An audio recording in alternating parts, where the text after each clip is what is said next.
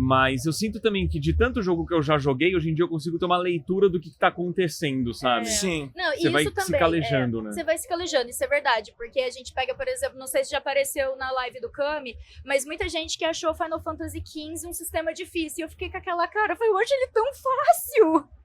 Os golpes lá que são meio de sincronização é difícil de pegar o time. Mas eu acho que se for isso, não é tão assim, não é extremo. Mas o que eu percebi? Eram pessoas que estavam acostumadas a jogar jogos action e não pegaram a parte RPG do Final Fantasy XV.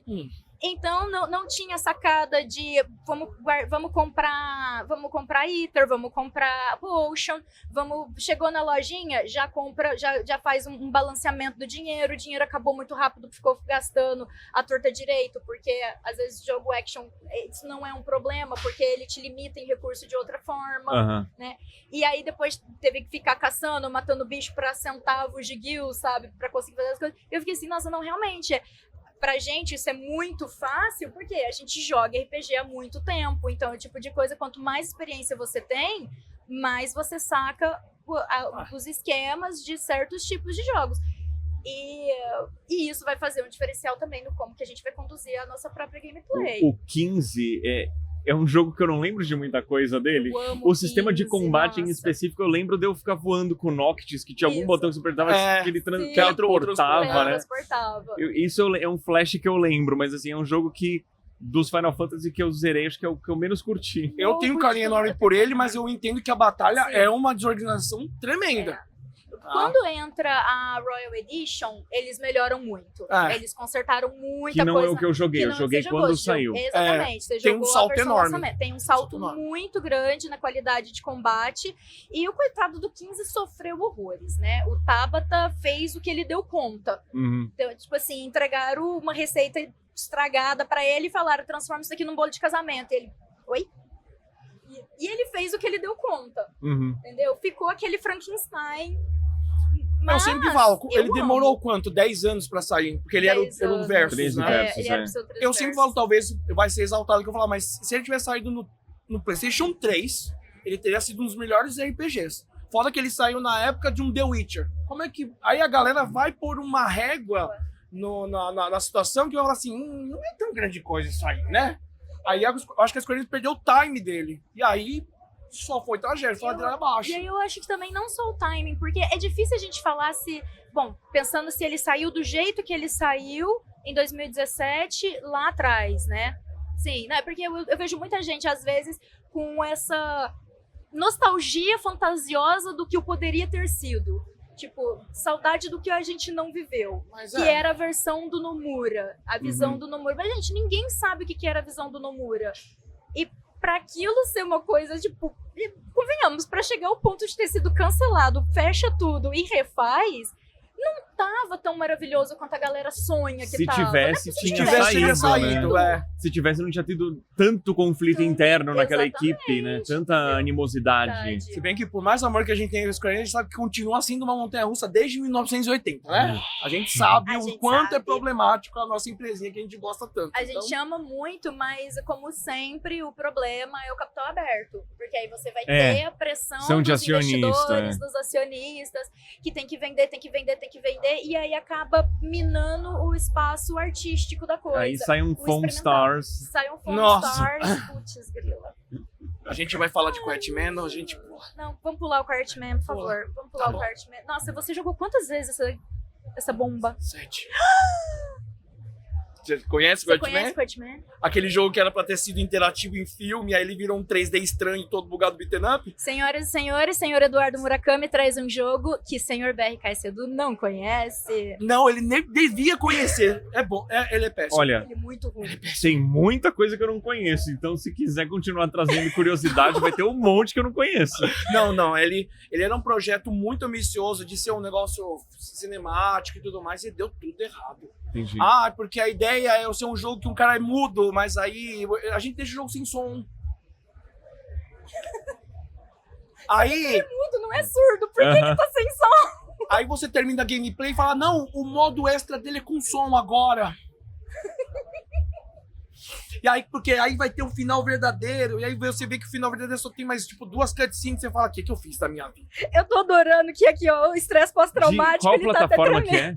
PlayStation 4, PC, às vezes ele é vendido por R$ 9,90. Como que eu não conheço? É aquele Eu acho que ele é muito ruim. É muito ruim. Sabe o limbo de jogos ruins? Entendi. Ele tá lá embaixo. Como é que ele chama? The Quiet Man. Tá. The Quiet Man. Quiet. The Quiet Man. Que o rapaz Não vai não. Ó, eu joguei muito mais por causa desse infeliz aqui, ó. Mas foi Senhor uma Miojo causa deveria nobre. estar aqui na mesa, né? Pra gente poder apontar os dedos. Foi uma O diretor causa tá nobre, querendo ir mas embora. eu... Vamos perder o diretor de tanta acusação. O diretor foge no meio da gravação. Mas... bullying. Tem muita coisa da Square Enix que é incrível, mas... não é, toda empresa vai falhar em algum momento, não tem jeito. Mas eu acho também que às vezes existe uma cobrança com a Square que é um pouco exagerada. Eu vou dar um exemplo aqui. Forspoken. Não é um jogo maravilhoso. Ele não é tão ruim quanto pintam que é. Sim. Ele é um jogo que você pode pegar, jogar, curtir. É uma história meio que esquecível, A protagonista podia ser mais carismática, podia. Mas ele não é um jogo horroroso como pintam que é. Não. É um jogo que você pode jogar do início ao fim e falar: ah, ok, o sistema de combate foi bacana, a história teve boas ideias, podiam ser melhor executadas, os cenários legais, e é isso. Alguém quase me sacrificou pro Forspoken, mas a gente fala em outra oportunidade. Não, a gente vai falar agora. Vamos lavar essa roupa suja agora. A oportunidade é agora. É agora. Vamos lá. Eu peguei o Forspoken, eu não gostei. Eu tentei entender, eu pensei assim, não é pra minha faixa de idade. Eu entendi, mas não sei, faltou alguma coisa. O bracelete fazia umas piadas muito idiotas. Não, isso é verdade. Os braceletinhos Ele poderia ter sido. Ele poderia ser algo mais engraçado que me fizesse me importar com aquilo. Eu entendi que ela é um personagem ali frágil, que tem uma situação difícil. Isso é legal, mas foi desenvolvendo, tipo, parece, sabe, aquele filme do Loucuras, né, no Medieval lá? Que o cara cai, tipo, ele é eu esqueci o nome do filme. Ele cai no medieval lá e ele é todo descolado. É Forspoken, com uma mulher, eu não tô conseguindo entrar na história. Me ajuda, deixa eu tentar entender. Eu não foi. O Forspoken também tem um problema muito sério que a maioria dos jogos da Square tem, que é tradução.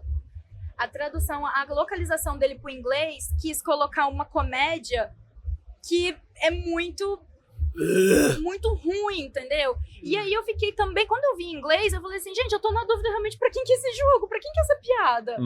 Porque, só que em japonês, ele faz trocadilhos. As piadas são todas trocadilhos. Esse trocadilho é engraçadinho, entendeu? Então, tipo, qualquer idade você consegue apreciar um trocadilho, entendeu? E aí eu fiquei assim, mano, qual é o problema da localização? Outra coisa também, o carisma da protagonista, entendeu? Eu não vou falar que ela é mais carismática, mas ela se expressa melhor em japonês. Pelo menos na demo que eu joguei, Entendi. eu senti isso, entendeu? Que quando eu jogava com o texto em japonês, eu sentia ela com uma capacidade expressiva de você entender o que ela tá... A frustração dela, a irritação dela, as defesas dela, porque muito às vezes das patadas, grosseria, ou do jeito dela é questões traumáticas, né? Mas eu acho que tem um problema muito... A Square inteira todos os Final Fantasy tem problema de tradução. O inglês, os textos em inglês não são tão profundos e não são tão poéticos quanto é em japonês.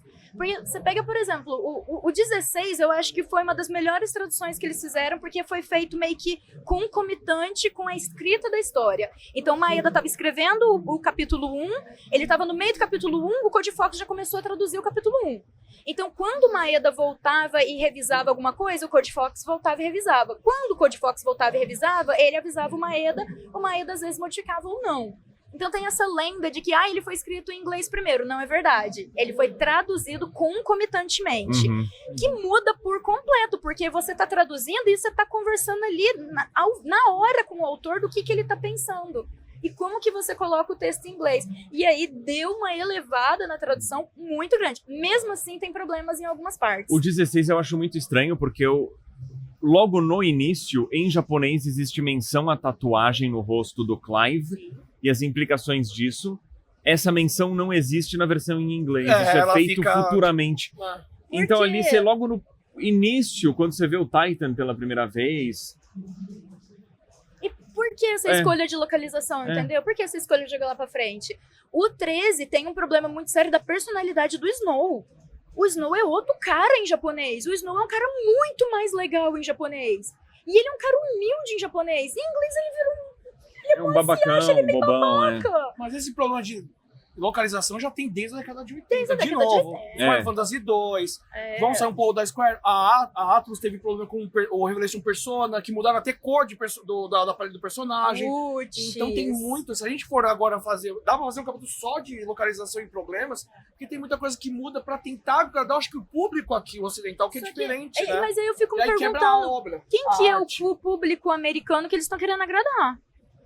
Eles não sabem. Eles não sabem. Eu acho que eles têm uma dificuldade muito grande de pesquisa, de personalidade de público. Quem é o público deles, mesmo nos Estados Unidos e no Ocidente. Mas agora o que acontece? A Atlus acertou agora com os personas. Legal. Agora você vê que ele tá conversando com o público certo. Os outros era várzea. Tipo, vendeu no Japão, beleza. Vamos pro Ocidente, vai. Coloca pra qualquer pessoa. Parecia que era isso.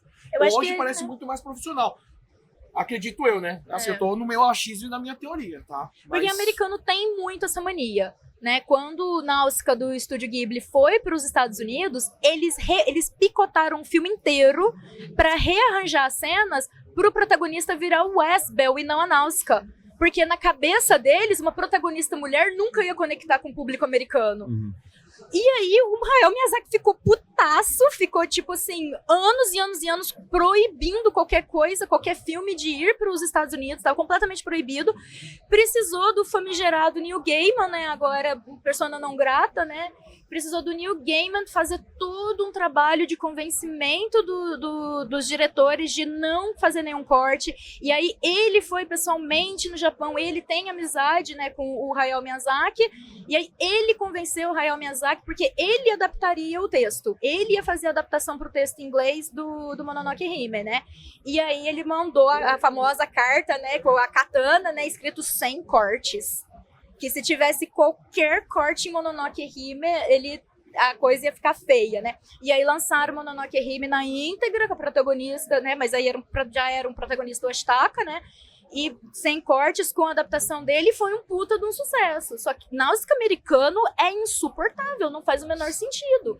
Então eles não, parece que eles querem manter aquela estereótipo quadrado que a gente tem da visão americana, e eles fazem muita questão de manter isso pro próprio público. E eu me pergunto até que ponto isso é verdade, porque não sei também se é da minha bolha classe média que tem oportunidade de viajar ao mundo e conhecer outras pessoas. Os americanos que eu conhecia, todos faziam uma crítica enorme a essa construção, a esse tipo de construção. Então, o senhor Miyoshi também podia ajudar a gente, né, que morou nos Estados Unidos, né? Numa outra oportunidade a gente traz o diretor para conversa. Mas aonde está esse público que faz tanta questão desse estereótipo ser mantido? Ou que está disposto a consumir uma coisa diferente e desconstruída? Porque anime faz puta sucesso nos Estados Unidos também. É uma questão social. Aí vai uma questão social, de construção, e aí já vai... Eu não vou falar porque tem alguém ali me julgando já, só porque eu tô falando isso. Não tá te julgando, não. Vamos deixar pra lá, brincadeira. Não, mas é complexo. É difícil falar do assunto, é difícil falar do assunto sem gerar muita polêmica. E a gente não vai... Não, aqui é o espaço da polêmica, gente. Aqui é pra polêmica, vocês não estão entendendo. Aqui eu sou pequenininha, eu preciso da polêmica pra crescer.